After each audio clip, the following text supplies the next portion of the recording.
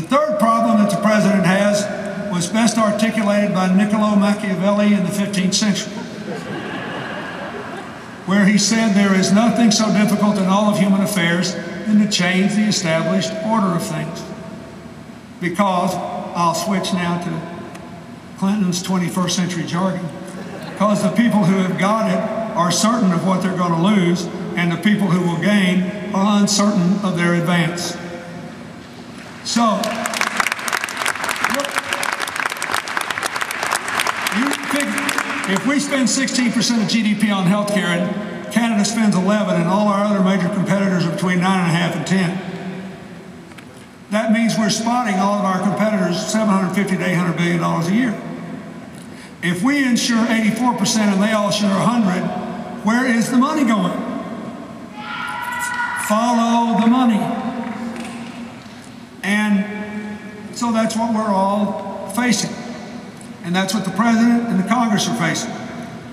What should you do about it? Well, if you don't think their plan's good enough, it's fine for you to advocate a public option. I personally favor a public option. And I always have. But I think I also favored some way of letting people who are uninsured buy into the federal plan, because there are 36 different options, and young single people who would want a more catastrophic type coverage so they wouldn't pass their cost on anybody else would have an even less costly option there. I don't know how many of you saw the President's town hall meeting in New Hampshire. I personally thought he did a terrific job there because he made the essential case.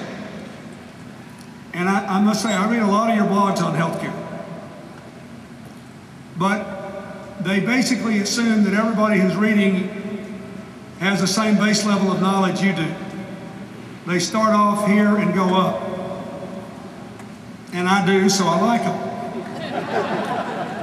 But the President did an important thing. He had a three-point argument.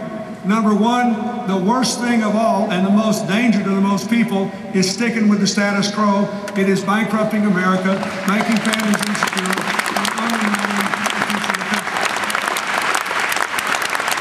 Second thing I think you have to do is to figure the 3 or 4 things that 100% of the people who are going to vote for this agree on has to be in the bill, and the 3 or 4 things that none of us want in the bill that we're all being accused of.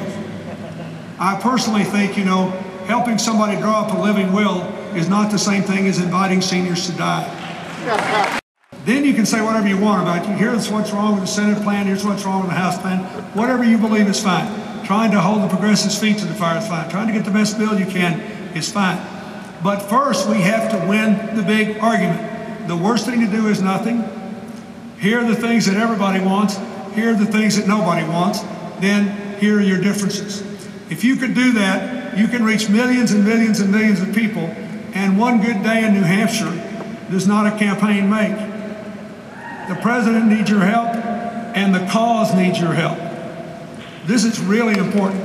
There's just one other thing I'd like to say that I wish many of you would write. It is not only the morally right thing to do, it is politically imperative for the Democrats to pass a health care bill now, because one thing we know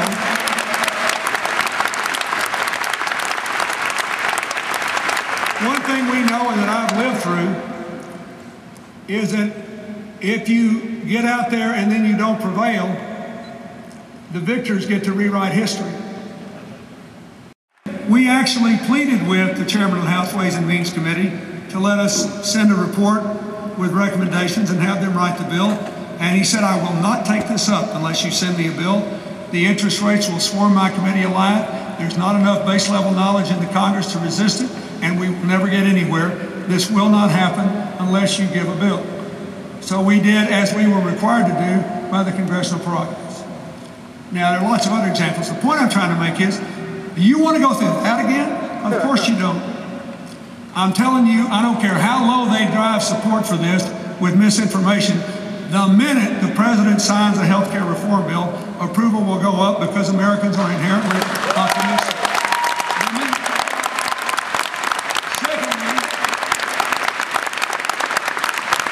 Secondly, within a year, Within a year, when all those bad things they say are going to happen don't happen, and the good things do begin to happen, approval will explode. We cannot let people lose their nerve, so I am pleading with you. It's okay with me if you want to keep everybody honest. If I say something you don't agree with on health care, by all means criticize me, but try to keep this thing in the lane of getting something done. We need to pass a bill and move this thing forward. It is imperative. It is so important. Now, I feel the same way about climate change. And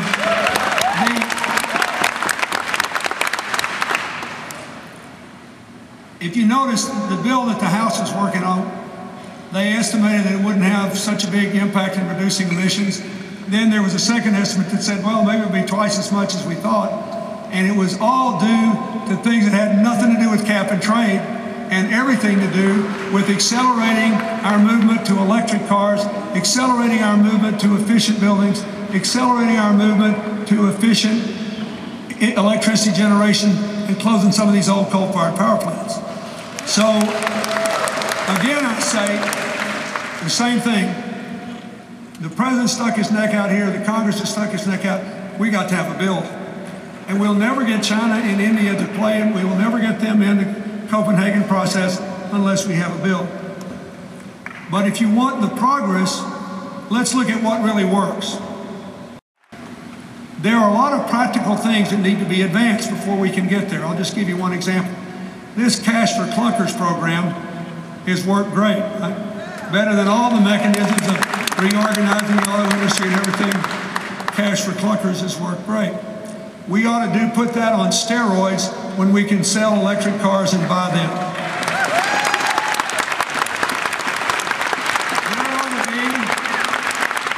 There ought to be a 6-month waiting list for every electric car that any company can turn out before the first one is sold because of the financial incentives.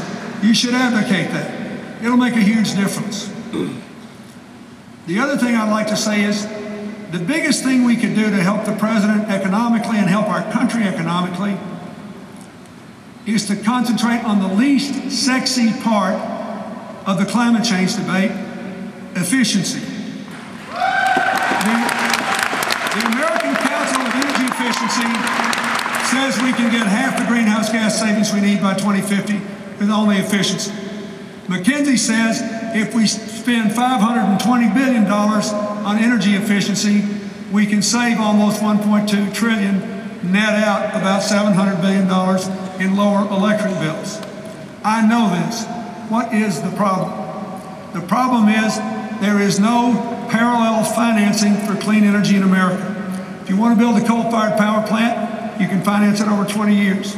Want to build a nuclear one? Finance it over 30 years. Want to retrofit your home? Pay the loan back in a year, or 2 years, or 3 years.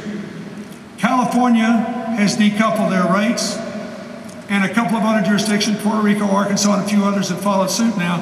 But California regularly will let the utilities finance this. That's the best way. Short of that, we need to get banks to do it. Before the banking collapse, I had secured the agreement of 5 banks to spend $1 billion on building retrofits as long as the savings were guaranteed by energy service companies like Johnson Controls and Honeywell and Siemens, and to have the consumer pay back only from utility savings over a long period of time. Then the banks collapse and they don't want to do it anymore. Here's an idea. Let's take some taxpayer money and create a small business guarantee fund like the one for the SBA and have 10 times as much retrofitting done. That's the kind of thing you need to think about.